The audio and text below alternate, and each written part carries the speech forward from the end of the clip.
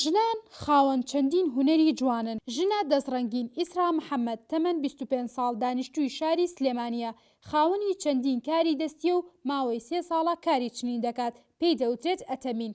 لە بەشێک لە پێشەنگەکاندا بەشداری کردووە و کارە هونەریەکانی نمایش کردووە.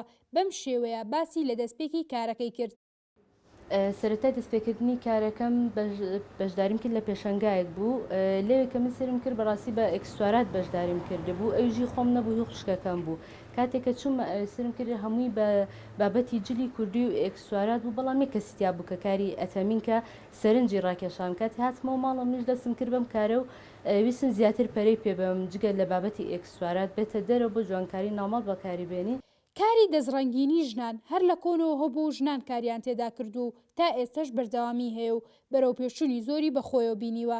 بەشێک لە ژنان کارەکانیان پێشخستووە و لە چوارچێوەی ماڵەکانیاندا نەیانێشتۆتەوە و بەکاری ئەهێنن بۆ بژێوی ژیانیان و بە بێکار دانانیشن.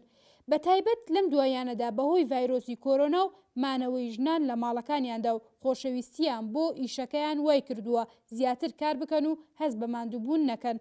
بەشێک لە ژنان دوای تەواوکردنی خوێندن و بێئومێد بوون لە دامەزراندن دەستیان داوەتە هونەری کاری دەستی وەک چنین، درومان، جوانکاری ناوماڵ و ئێکسسوارات و چەندین کاری دیکە لەخۆ دەگرێت.